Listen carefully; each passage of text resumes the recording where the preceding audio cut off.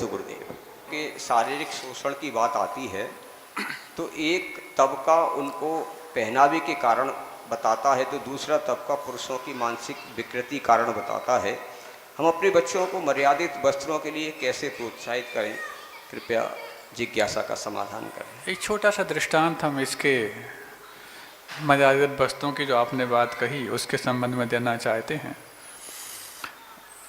शुरुआत में कभी भी बच्चों को ये पता नहीं होता कि कौन से वस्त्र मर्यादित हैं और कौन से अमर्यादित हैं, लेकिन जब बचपन से ही उनके अमर्यादित वस्त्रों को हम उनके सौंदर्य के बढ़ाने में निमित्त मानने लग जाते हैं, तो ये जो शुरुआत की छूट है या ये कॉम्प्रोमाइज़ है, ये कॉम्प्रोमाइज़ एक ऐसा रोलिंग स्टोन बन जाता है जो एक बार जाकर के जब पीक से गिरता है तो ज़मीन पे जाके दम तोड़ता है।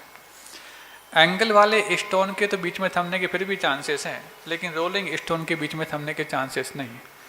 लेकिन जो सुधी माता पिता होते हैं या अपने बच्चों के भविष्य की बहुत मिन्नत से परवरिश करते हैं, ऐसे एक सुधी माता पिता का हम दृष्टांत आपके सामने रखने जा रहे हैं।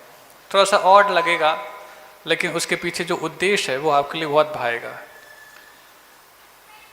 एक बिटिया जो किशोर हो गई,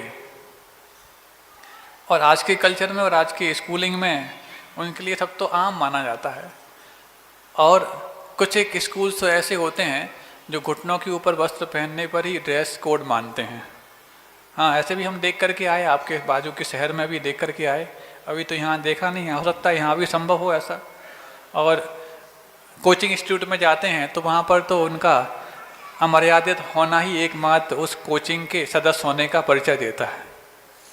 तो हम एक ऐसे सुधी पिता की हम बात कहते, जब इस प्रकार से उसके दिमाग में भी ये वाली बात आने लगी कि न्यू नॉर्मल, आज न्यू नॉर्मल के नाम पर कितने कितने कॉम्प्रोमाइज़ हो रहे हैं, उसी का दुष्परिणाम है कि बहनों के साथ जो आपने प्रश्न में भूमिका बनाई वो संभव हो पा रहा। तो उस पिता ने जब एक उसकी बिटिया ने ऐसा कहा और थोड़े से स्लीवलेस कपड़े पहने थे,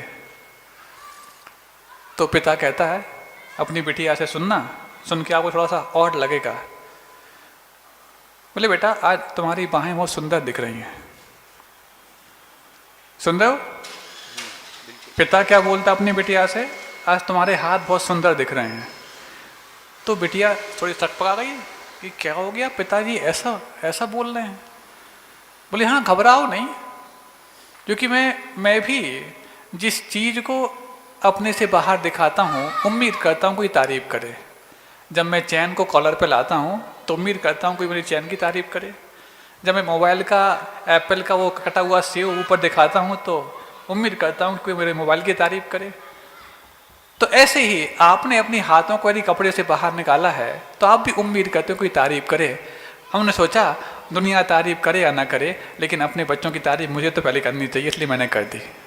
और वो दिन था कि उस बिटिया ने कभी भी अमर्यादित वस्त्रों को पहनने की सोची तक नहीं। ऐसे यदि माता पिता हों तब तो जाकर के ये मर्यादा और मर्यादाओं के बीच का भेद हम तय कर सकते हैं। नहीं है तो न्यू नॉर्मल के नाम पर तो अनुपमा जैसे सीरियल भी आप बहुत देखते हैं, जहाँ पर एक एक जीवन में 7-7, 10-10 बार शादी उनके लिए न्यू नॉर्मल बता दी जाती है। बिल्कुल ये। और फिर उम्मीद करते हैं अपने बच्चों से कि जिस घर में जाए जीवन भर निभाए। अरे तुम्हारे साथ जीवन भर देख करके उन्होंने ये न्यू नॉर्मल माना है, तो वहाँ पर वो वैवाहिक जीवन की ड्यूरेबिलिटी भी उतनी ही न्यू नॉर्मल मानेंगे कि जब तक कॉन्टैक्ट साइन है चला चला, नहीं तो ब्रेकअप हो गया। और आज ये समस्याएं बढ़ती जा रही हैं। पहले एक जीवन में, हाँ, एक बार फेरे लेते वक्त ये संकल्प लेते थे कि एक जीवन तो क्या 7 जीवन तक साथ रहेंगे, लेकिन अब तो एक जीवन में 7 बार भी न्यू नॉर्मल मानने लग गए हैं। क्यों? इनकी उपमा नहीं है। ऐसे अनुपमा टाइप के सीरियल आप लोग साथ में बैठ करके देख करके, और उन सारे ड्रेस कोड को वहाँ पर कोई इन घरेलू सीरियल को देख करके घरेलू व्यवस्था को सुधारने का आज तक किसी सीरियल ने प्रयास किया हो तो नाम बता दो। किसी सामाजिक मूवी को देखे तुमने अपनी समाज की व्यवस्था सुधारी हो तो नाम बता दो। नहीं है। सिर्फ मात्र उस समाज का और उस घर का कैसे पतन किया जा सकता है। और क्योंकि विजुअली इम्पैक्ट 83% होता है, audial 11%, with nose 3.5%, with tongue only 1% और विथ स्किन 1.5%। तो देखने का प्रभाव 83% होता है। अब इन सब चीज़ों को जब बार बार देख रहे हो, बार बार जो आपके दिमाग पे हैमरिंग हो रही है, तो वो चीज़ आपके जीवन में नहीं आई, इसकी क्या गारंटी है।